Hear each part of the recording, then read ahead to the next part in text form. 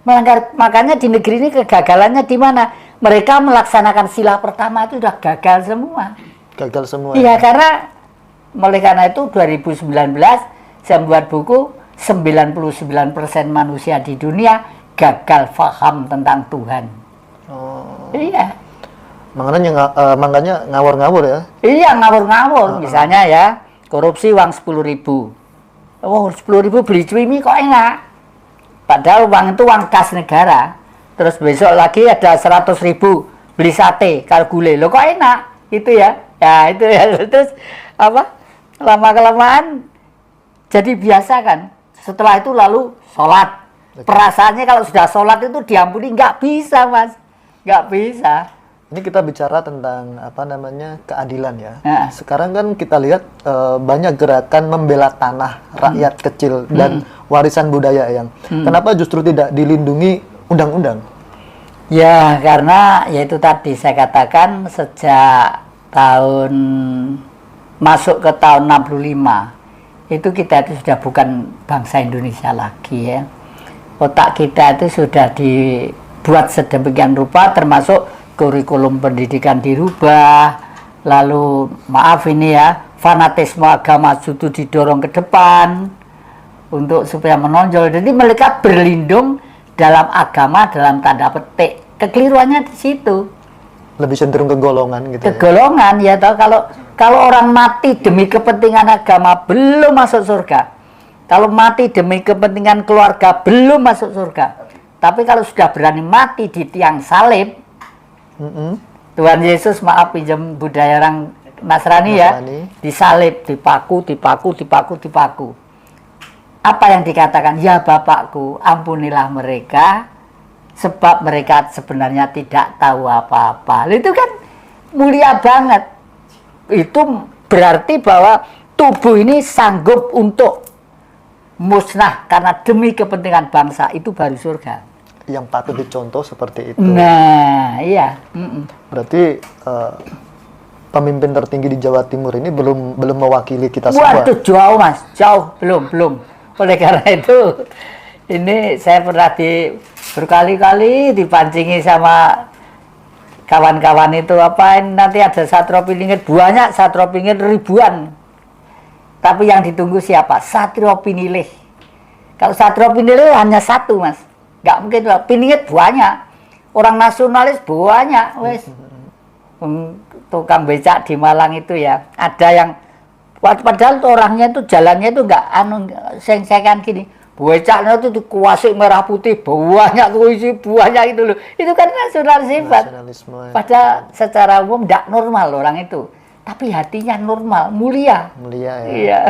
Yang apa jadinya ya Indonesia 20 tahun ke depan kalau semua pemimpin seperti Kang Deddy Mulyadi dimatikan perlahan oleh sistem? Ya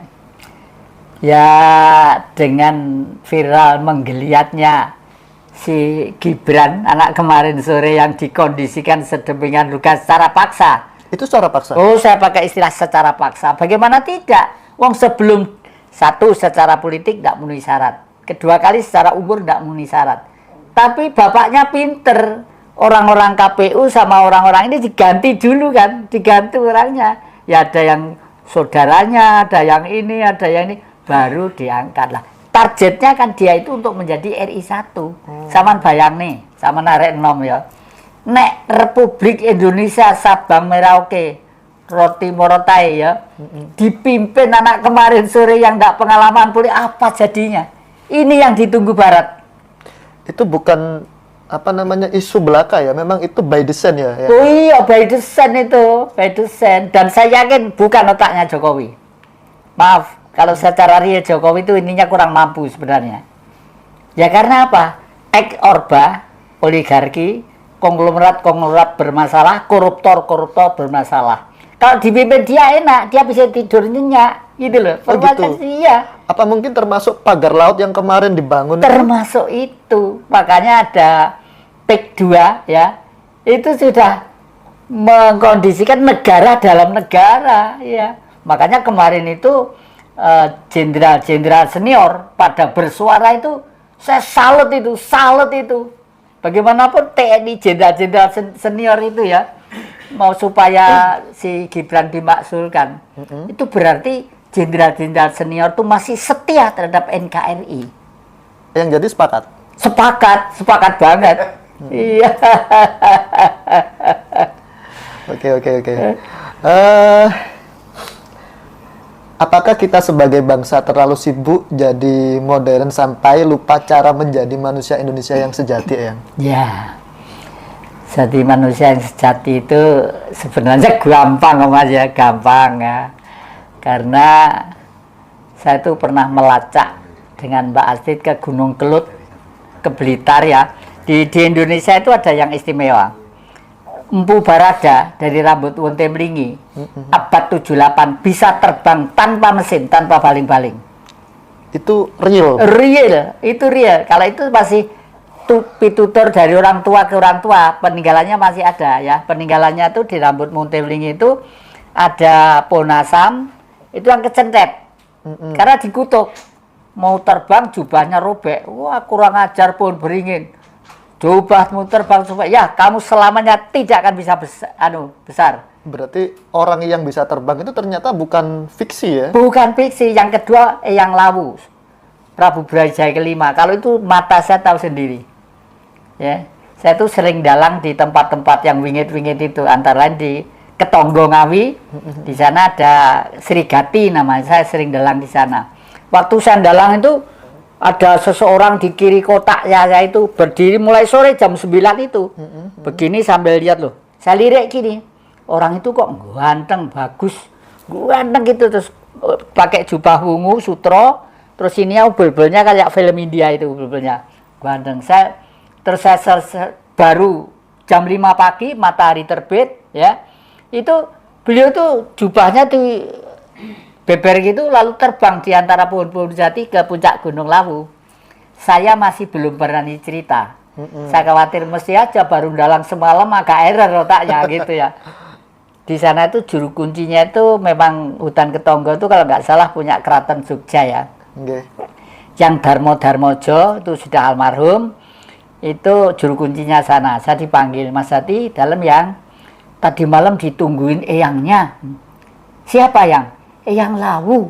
Nonton yang Mas Jati dalang mulai sore sampai pagi, baru pulang terbang lagi ke puncak Gunung Lawu. Nah, saya masih belum berani cerita, Mas. Sekarang saksi masih hidup di Ngawi. Namanya Pak Darsono. 5 tahun lebih muda dari saya. Masih hidup ya? Masih hidup. Pak Darsono. Pak Darsono. Ini keluarganya ya. Pak Darsono. Gitu ya.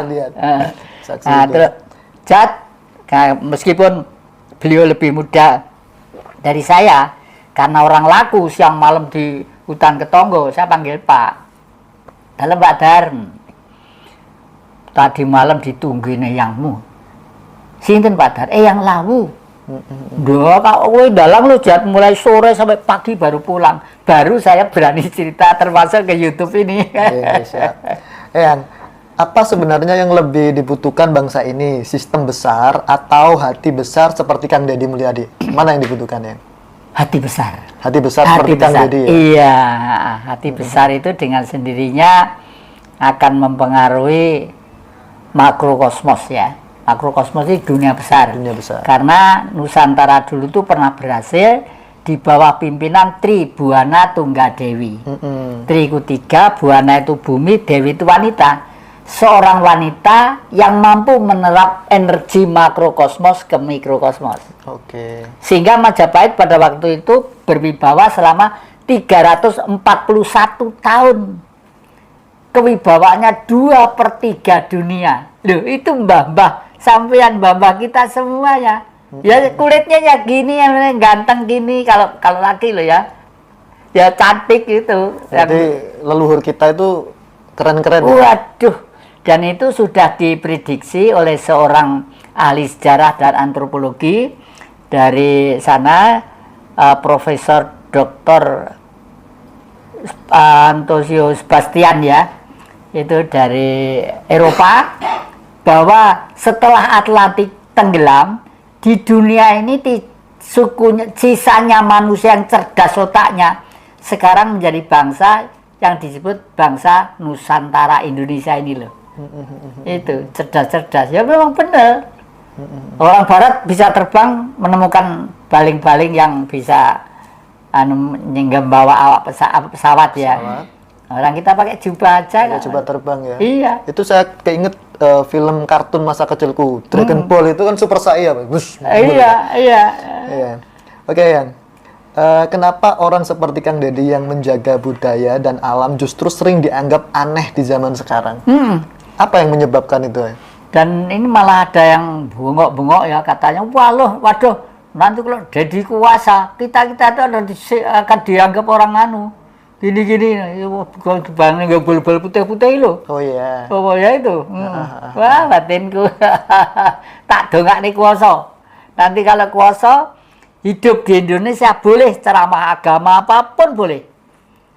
Hak, ya. Mau nyedit, ngadep ngulon, ngadep ngitam, ngadep ngalor, mau sedekah, ngobong dupo, mau piye, boleh. Sah ya. Sah, ya dah. Siapapun bisa melakukan. Nah, tapi sebelum berani ceramah tentang keyakinan dan agama harus lulus dulu Pancasila. Kalau enggak boleh.